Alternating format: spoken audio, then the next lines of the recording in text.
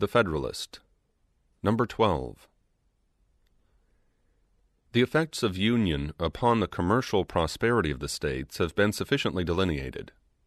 Its tendency to promote the interests of revenue will be the subject of our present inquiry. The prosperity of commerce is now perceived and acknowledged by all enlightened statesmen to be the most useful as well as the most productive source of national wealth, and has accordingly become a primary object of their political cares. By multiplying the means of gratification, by promoting the introduction and circulation of the precious metals, those darling objects of human avarice and enterprise, it serves to vivify and invigorate the channels of industry, and to make them flow with greater activity and copiousness. The assiduous merchant, the laborious husbandman, the active mechanic, and the industrious manufacturer, all orders of men, look forward with eager expectation and growing alacrity to this pleasing reward of their toils. The often agitated question between agriculture and commerce has, from indubitable experience, received a decision which has silenced the rivalship that once subsisted between them, and has proved, to the satisfaction of their friends, that their interests are intimately blended and interwoven. It has been found in various countries that in proportion as commerce has flourished, land has risen in value. And how could it have happened otherwise? Could that which procures a freer vent for the products of the earth, which furnishes new incitements to the cultivation of land, which is the most powerful instrument in increasing the quantity of money in a state, could that, in fine, which is the faithful handmaid of labor and industry in every shape, fail to augment that article, which is the prolific parent of far the greatest part of the objects upon which they are exerted? It is astonishing that so simple a truth should ever have had an adversary, and it is one among a multitude of proofs how apt a spirit of ill-informed jealousy, or of too great abstraction and refinement, is to lead men astray from the plainest truths of reason and conviction. The ability of a country to pay taxes must always be proportioned in a great degree to the quantity of money in circulation, and to the celerity with which it circulates. Commerce, contributing to both these objects, must of necessity render the payment of taxes easier, and facilitate the requisite supplies to the treasury. The hereditary dominions of the Emperor of Germany contain a great extent of fertile, cultivated, and populous territory, a large proportion of which is situated in mild and luxuriant climates. In some parts of this territory are to be found the best gold and silver mines in Europe. And yet, from the want of the fostering influence of commerce, that monarch can boast but slender revenues. He has several times been compelled to owe obligations to the pecuniary succors of other nations for the preservation of his essential interests, and is unable, upon the strength of his own resources, to sustain a long or continued war. But it is not in this aspect of the subject alone that union will be seen to conduce to the purpose of revenue. There are other points of view, in which its influence will appear more immediate and decisive. It is evident from the state of the country, from the habits of the people, from the experience we have had on the point itself, that it is impracticable to raise any very considerable sums by direct taxation. Tax laws have in vain been multiplied. New methods to enforce the collection have in vain been tried. The public expectation has been uniformly disappointed, and the treasuries of the states have remained empty. The popular system of administration inherent in the nature of popular government, coinciding with the real scarcity of money incident to a languid and mutilated state of trade, has hitherto defeated every experiment for extensive collections, and has at length taught the different legislatures the folly of attempting them. No person acquainted with what happens in other countries will be surprised at this circumstance. In so opulent a nation as that of Britain, where direct taxes from superior wealth must be much more tolerable, and from the vigor of the government much more practicable than in America, far the greatest part of the national revenue is derived from taxes of the indirect kind, from imposts and from excises. Duties on imported articles form a large branch of this latter description. In America, it is evident that we must a long time depend for the means of revenue chiefly on such duties. In most parts of it, excises must be confined within a narrow compass. The genius of the people will ill brook the inquisitive and peremptory spirit of excise laws. The pockets of the farmers, on the other hand, will reluctantly yield but scanty supplies, in the unwelcome shape of impositions on their houses and lands, and personal property is too precarious and invisible a fund to be laid hold of in any other way than by the imperceptible agency of taxes on consumption. If these remarks have any foundation, that state of things which will best enable us to improve and extend so valuable a resource must be best adapted to our political welfare, and it cannot admit of a serious doubt that this state of things must rest on the basis of a general union. As far as this would be conducive to the interests of commerce, so far it must tend to the extension of the revenue to be drawn from that source.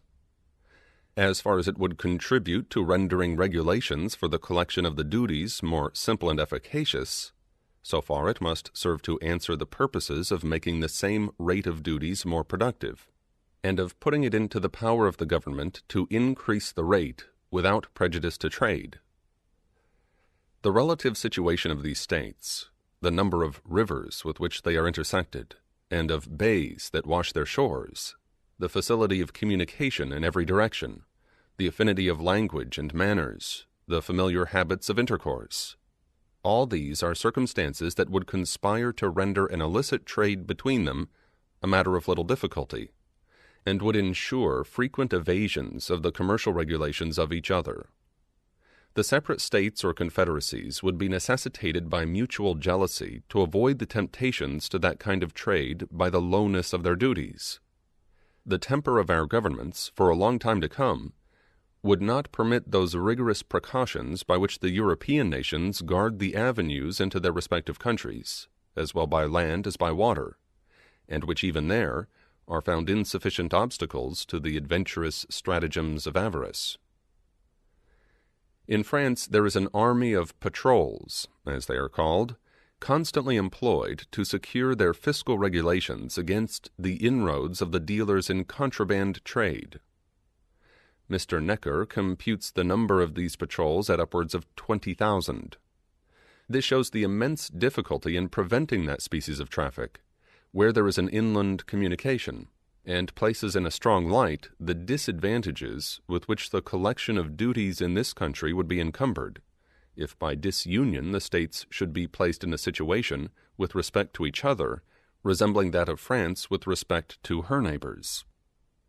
The arbitrary and vexatious powers with which the patrols are necessarily armed would be intolerable in a free country.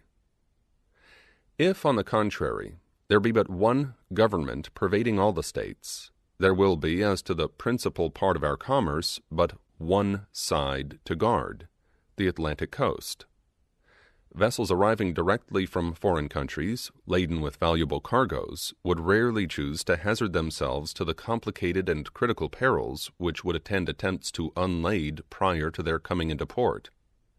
They would have to dread both the dangers of the coast and of detection, as well after as before their arrival at the places of their final destination.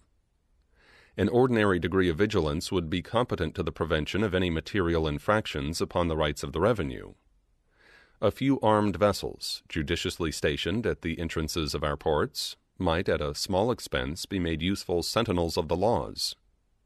And the government having the same interest to provide against violations everywhere, the cooperation of its measures in each state would have a powerful tendency to render them effectual. Here also we should preserve by union an advantage which nature holds out to us, and which would be relinquished by separation. The United States lie at a great distance from Europe, and at a considerable distance from all other places with which they would have extensive connections of foreign trade.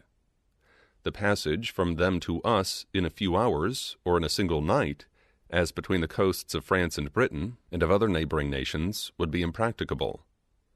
This is a prodigious security against a direct contraband with foreign countries, but a circuitous contraband to one state, through the medium of another, would be both easy and safe. The difference between a direct importation from abroad and an indirect importation through the channel of a neighboring state in small parcels according to time and opportunity, with the additional facilities of inland communication, must be palpable to every man of discernment.